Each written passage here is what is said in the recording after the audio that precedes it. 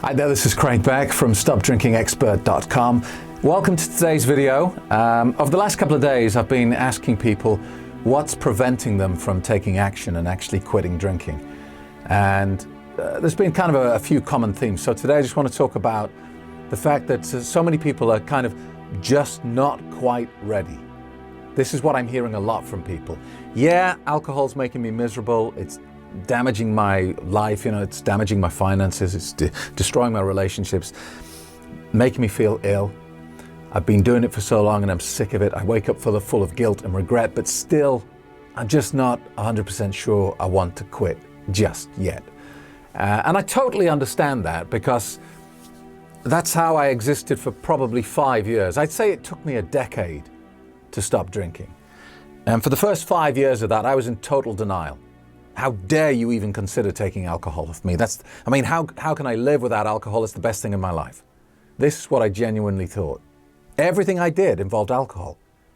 So to consider quitting drinking was insane to me. It was like, how will I live? What will I do? So for 5 years, I was in complete denial. Like, I'm just going to have to find a way to cut down. And I tried everything. Literally everything, prescription drugs that I ordered on the internet from India. I tried hypnosis. I tried silly rules about my drinking. I came up with this system that I would only drink at the weekend, and then I would only drink wine, never any spirits. And, just failure after failure after failure. Nothing worked. I tried cold turkey, I went 3 months, 6 months without a drink. And then thought, I can probably control it now. I'll just have one drink and bang, back into the same pattern that I was before I stopped. So I totally understand why so many people are kind of on the pivotal point of being miserable, but still not being quite ready to commit and say, okay, I'm going to get this poison out of my life. I get that. But why do you feel like that? And look, 2.5 million people every year die as a result of alcohol. And every single one of those people, I guarantee you, every single one of them at some point in their life either thought or said, I can quit anytime I want to. I just don't want to. And this is the power of alcohol. We live in this illusion that alcohol is a harmless social pleasantry. And it's not our fault that we believe this, because this is the world that has been created for us. The government endorses alcohol, gives the alcohol manufacturers permission to advertise and market and say anything they want. They can say anything they want. They don't have to substantiate it. They can say alcohol makes you more attractive, more confident, helps you relax. They can say anything. Not regulated. And everyone we know drinks. And the people we trust most in the world drink. Our parents, our family, our friends, all drink. So there must be some safety in numbers, yeah? Well, at least this is the subconscious reasoning. So we see it everywhere. Everyone we trust does it. So it must be okay. And this is the insanity of the drug that we've allowed to happen in our culture. Because alcohol is not a harmless social pleasantry. It's the second most addictive substance on planet Earth, just behind heroin. And it kills 2.5 million people every year. And for every one of those people, there are a bunch of people who are devastated by the loss. Children without mothers and fathers. Husbands without wives. Wives without husbands. And so on and so on and so on. This is a devious drug. So why do we procrastinate so much? Why do we delay and think, it's making me miserable, but I'm not ready to get rid of it? And it is down to our belief structure. And a lot of people say to me, well, I don't understand how signing up for your program is going to help me. Just listening to you talk, watching videos, listening to audio tracks and reading stuff. How is that going to help me? I need help from a professional, I need medicine. Look, medicine treats the symptoms, not the problem. The problem is not in the glass, it is in here.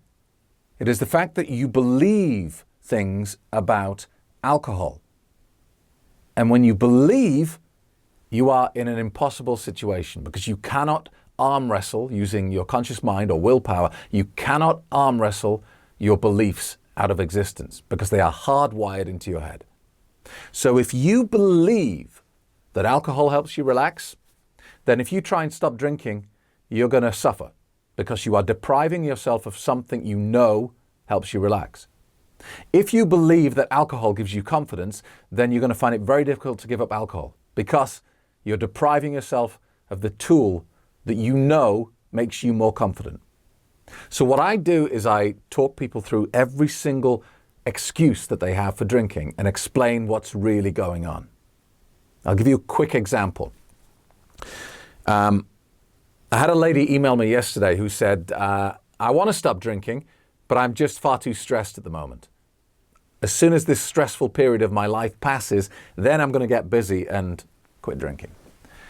Now, to someone like me, on the other side of the equation, that's insane, because alcohol does not remove stress. It adds stress. So for someone to say, I'm so stressed, I'm going to continue adding stress, is just bonkers, isn't it? Because alcohol only gives the illusion of removing stress. But it's very clever the way it works. What it does is it puts kind of a Trojan horse in your head that's going to activate 24 hours after you stop drinking. So let's assume that this is your life and this is the level of stress. So you've got financial problems, 1 level of stress. Kids are playing up, 2 levels of stress. Work's pretty tough at the moment, targets to hit, 3 levels of stress. And you get home, the house is a mess and you've got to tidy it, 4 levels of stress. Now, if you drink as well, alcohol's going to add stress into your life, 5 levels of stress. So this is your position.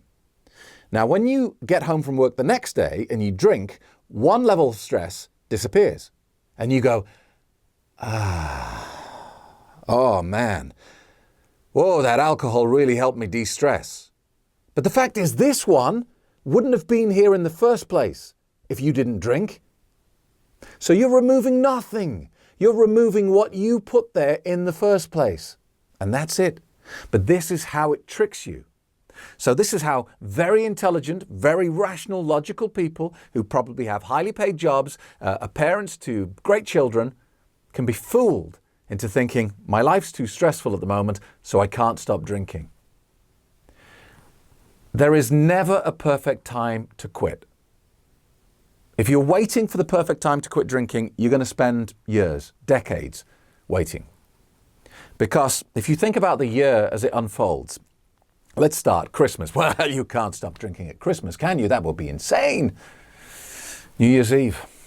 You've got to have a drink on New Year's Eve, haven't you? Yeah? So maybe you could start in January, but January, the weather's so terrible, isn't it? It's, nights in with a bottle of wine by the fire. Okay, February. But end of January, those credit card bills arrive and all the money you overspent at Christmas, well, you're just far too stressed. You need something to help you cope with life in February, don't you? Eh?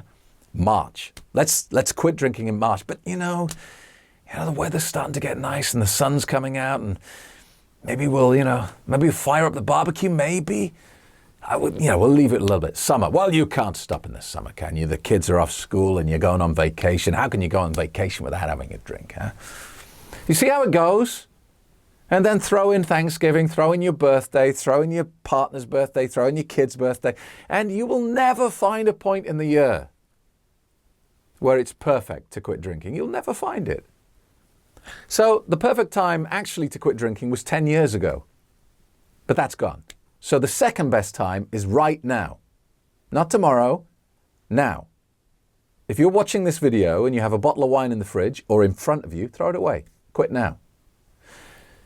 I know that sounds scary, and you don't have to do it like that because that will require willpower. But I'm saying, don't put this off. Don't assume that one day you're going to get to this point where you're going to be stronger and you're going to be more in a position to quit, because you're not. Alcohol makes the problem worse. That's how it effectively traps so many people. Problems with alcohol never get better on their own. Only you can fix this. And it starts with making a decision and taking action. And getting started is the hardest thing about it. Once you get started with me and you join the Facebook group and you see hundreds and hundreds of happy, sober people They all started like you. They all started going, I'm not sure I can do this. It's not the right time. I'm not 100% sure I want to quit. Maybe I just want to cut back a little bit. They all started like that. And they'll all tell you that taking the first step is the most difficult. So I hope you see that if you are waiting for a better time, you're chasing an impossible dream. And if you have any questions about that, I'm serious about this, because now I always end these videos by saying, if you have any questions, drop me an email. And I mean it, because I'm always happy to help. You don't have to be a member of my program.